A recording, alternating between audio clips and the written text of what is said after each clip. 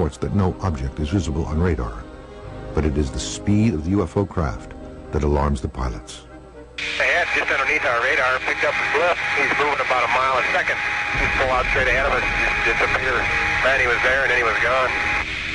If you're a pilot and you report a UFO sighting to the FAA, you might as well turn in your license the next day. The FAA, the military, even civilian authorities don't want to know about UFOs.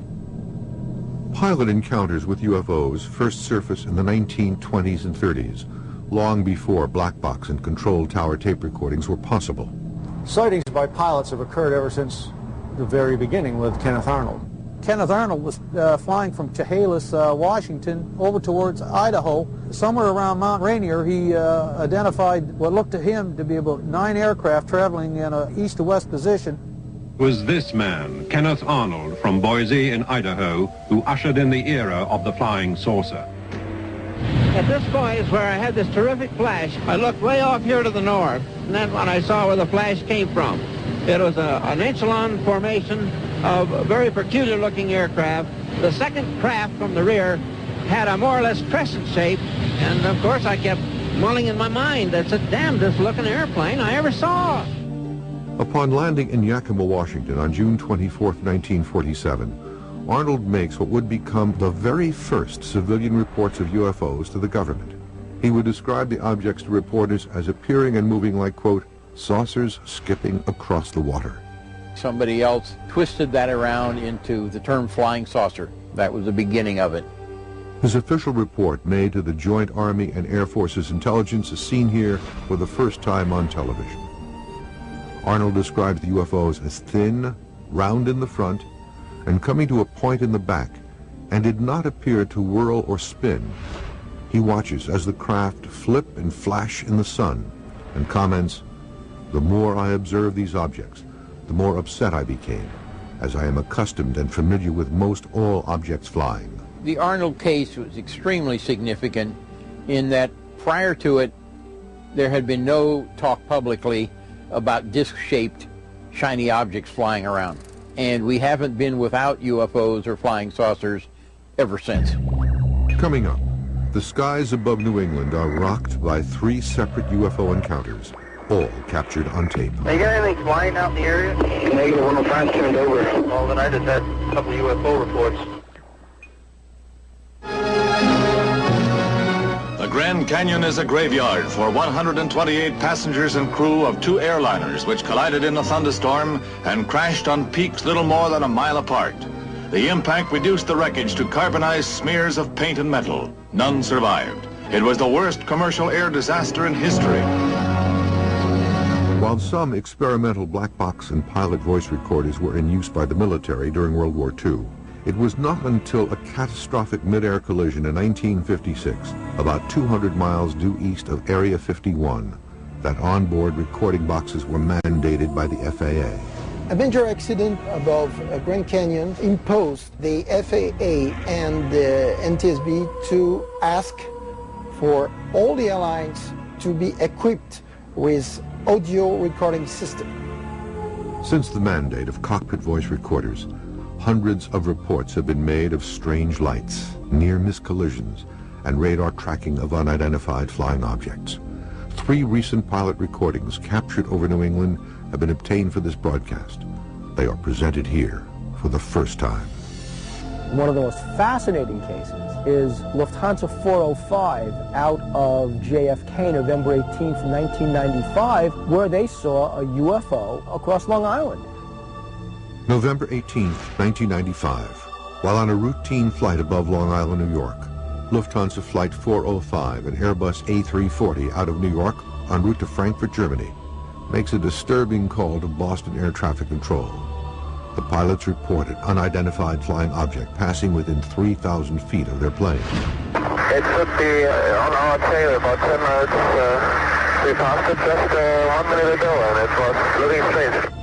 The UFO is described as a long cylindrical object with a white light on the front and a long green comet tail. The strange UFO is also seen by British Airways Flight 226, a 747 flying from London, and is just north of the object.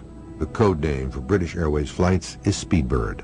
I actually looked about opposite traffic 2,000 feet above. It did have a very strong vapor trail which looked more like smoke, and the light on the front was very, very bright. And Lufthansa 405, how far off your side did that traffic pass? It was pretty close, and like the speedboat said, it looked like 2,000 or 3,000 feet above on the left wing. Just one looked like a UFO.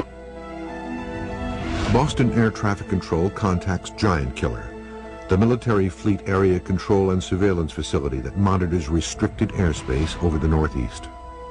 Giant Killer. They got anything flying out in the area? Negative, 105 turned over. Well, then I just had a couple of UFO reports. Oh, is that right? I had a couple of guys that reported lights just going over their head. I had no traffic whatsoever in the area. They said it passed within a mile of them, like a 2,000 feet above them, opposite direction. Oh, it could have been a meteor or something. No, we don't have any aircraft out there. Both pilots confirm the object has glowing lights. The object has a green vapor trail, not like any vapor trail they've ever seen.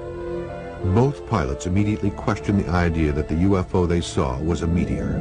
Lufthansa 405, so you would say that it definitely wasn't a meteorite? I don't know. Just do a 226 now. It couldn't have been a meteorite because it was flying level.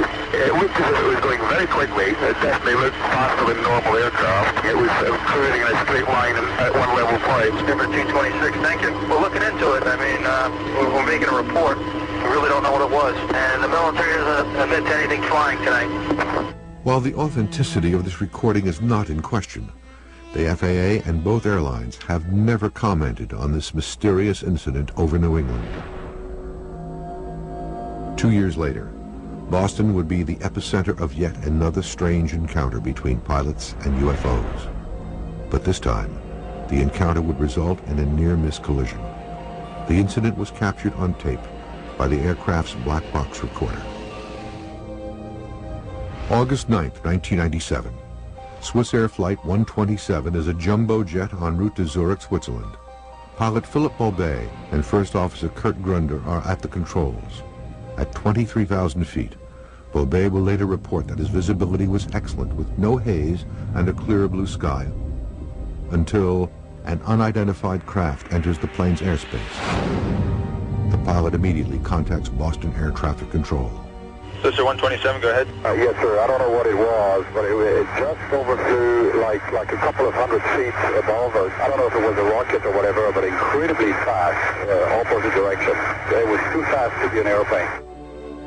Later in his official report, Boulbet will describe the UFO as a bright white cylindrical object with no wings, similar to a white shark.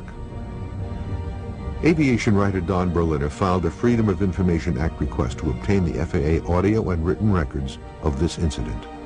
The Swiss Air case is significant because the object that was described is quite unusual, and the people reporting it have excellent credentials. These are veteran airline pilots. Moments later, the Boston Control Tower contacts another sector operator who is about to take over the flight. Hey Chris, Swiss Air 127, he had a UFO or a rocket, something almost hit him in my airspace. UFO or a rocket almost hit the Swiss Air 127? Went right above him, about 200 or 300 feet. The pilot's official incident report classifies the object as a UFO, categorizing its shape, color, and speed. However, the